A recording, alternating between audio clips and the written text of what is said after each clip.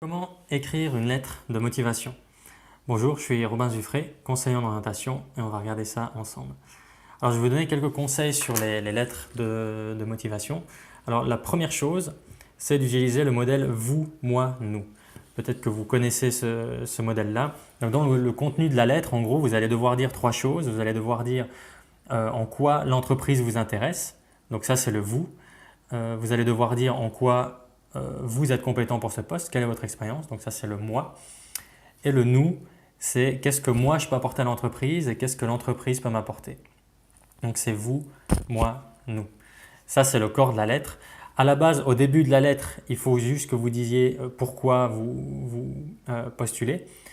C'est-à-dire, voilà, je me permets de vous envoyer ce dossier de candidature en réponse à votre annonce du 18 janvier 2018 dans le journal tac tac tac. Donc ça, c'est la première chose à faire. Ensuite, vous parlez de l'entreprise, c'est le vous. Ensuite, vous parlez de vous-même, donc c'est moi. Et ensuite, vous parlez du nous. Et à la fin, vous demandez un entretien. Donc, si je résume bien, ça fait d'abord l'accroche pourquoi vous postulez. Vous parlez de l'entreprise, vous parlez de vous parlez de la coopération et vous demandez un entretien. Voilà. Alors souvent, moi dans les lettres que j'ai lues, les personnes négligent le vous. C'est-à-dire ils négligent la partie où on parle de l'entreprise. Et c'est vraiment une partie qu'il ne faut pas négliger. Si vous-même vous pensez la négliger, vous dites bah, c'est pas trop grave, ce que la personne veut c'est surtout mes compétences, donc c'est de moi que je vais parler. Alors oui, effectivement, c'est important que vous parliez de vos compétences, mais si vous ne parlez pas de l'entreprise, ça dit quelque chose de vous aussi. Ça dit que vous n'êtes pas renseigné sur l'entreprise, ça dit que vous n'êtes peut-être pas forcément intéressé de vraiment bosser dans cette entreprise-là, ou en tout cas vous paraîtrez moins intéressé qu'une personne qui aura pris le temps d'aller faire des recherches et de parler de l'entreprise. Et c'est vraiment une partie qui est un peu plus compliquée à faire parce que parler de nous, c'est assez simple. Des fois, on ne sait pas trop comment le formuler, etc. Mais sur l'entreprise, on a vraiment de la peine à, à vraiment trouver quoi dire voilà, sans que ça ait l'air ridicule en fait. Donc je vous fais une vidéo par rapport à ça que vous pouvez voir ici en haut. Et donc voilà, sur le vous, je fais une vidéo spécifiquement là-dessus. Sur le moi, donc les compétences, alors là vous pouvez raconter votre histoire un petit peu rapidement qui est pertinente, mettre en avant vos compétences, vos qualités. À ce niveau-là, vérifiez avec le CV. Il ne faudrait pas que vous répétiez juste les compétences et les qualités que vous avez mis dans le CV sans rien apporter. Il faudrait que le CV et la lettre se complètent. Donc si vous avez mis des compétences dans le CV, vous pouvez peut-être les développer un petit peu dans la lettre. On va la dire qu'est-ce que vous avez préféré, qu'est-ce que vous aimez moins, qu'est-ce qui est facile pour vous, qu'est-ce qui est plus difficile. Simplement élaborer un petit peu plus les compétences, les développer un peu. Ou alors en ajouter certaines que vous n'avez pas forcément mis dans le CV, vous les ajoutez dans la lettre. Voilà, pour la partie moi. Ensuite, la partie nous, c'est la partie qu'est-ce que moi je peux amener à l'entreprise et qu'est-ce que l'entreprise peut m'amener. Donc, suivant le type d'offre, peut-être que vous avez vraiment quelque chose de spécifique à amener, des compétences spécifiques à amener. Donc, voilà, si vous avez un projet ou une idée ou quelque chose que vous avez à amener, c'est là qu'il faut le mettre en avant.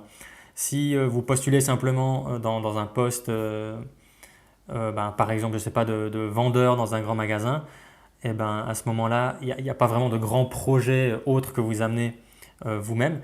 À ce moment-là, il faudrait simplement mettre en évidence le fait que ben, vous apportez vos compétences à l'entreprise et que l'entreprise, elle, vous permet de développer encore les compétences parce que vous avez envie de développer les compétences dans certains domaines, etc. Donc un certain échange. Moi, je vous amène mes compétences et vous m'amenez le développement, la possibilité de développer mes compétences.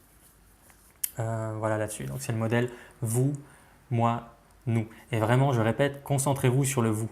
Le vous, c'est vraiment quelque chose qui a beaucoup d'impact et que pas mal de gens négligent complètement. Voilà, et là-dessus, je vous fais une vidéo à part.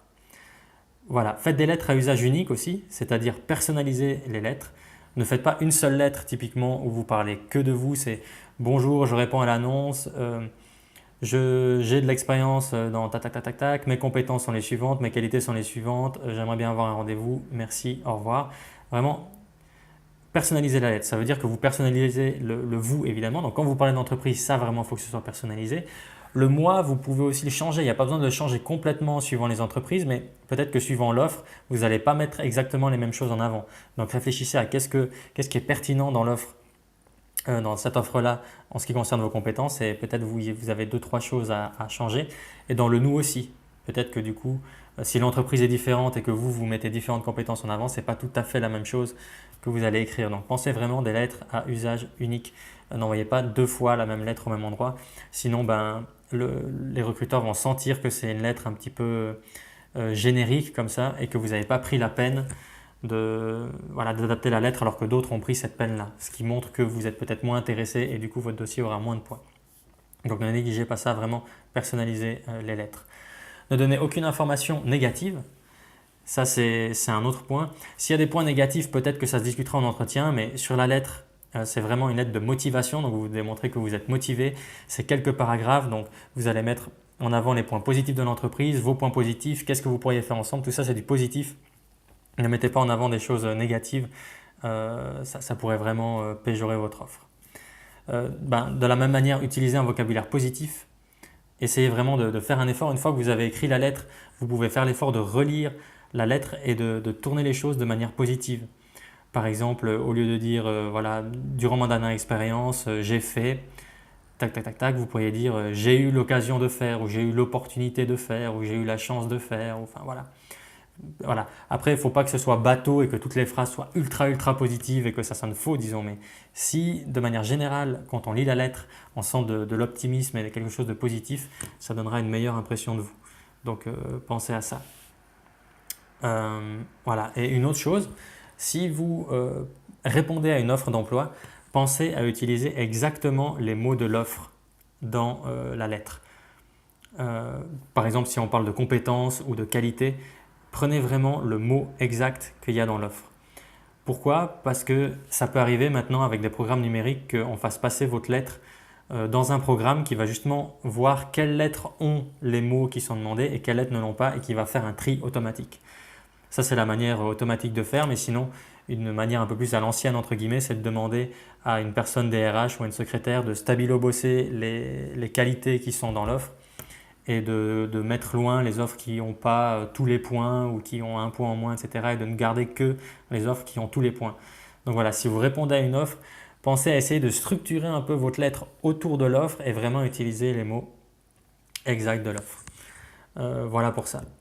Donc si vous avez d'autres questions sur les lettres de motivation, n'hésitez pas à me les poser. Si vous êtes actuellement en recherche d'emploi, j'ai créé pour vous un PDF pour vous aider vraiment à vous démarquer, à aller un peu plus en profondeur dans la recherche d'emploi en général. Vous pouvez le télécharger, c'est gratuit dans la description ci-dessous. Et voilà, nous on se voit dans une prochaine vidéo. D'ici là, ne négligez rien, ne lâchez rien et ça finira par passer. À tout bientôt.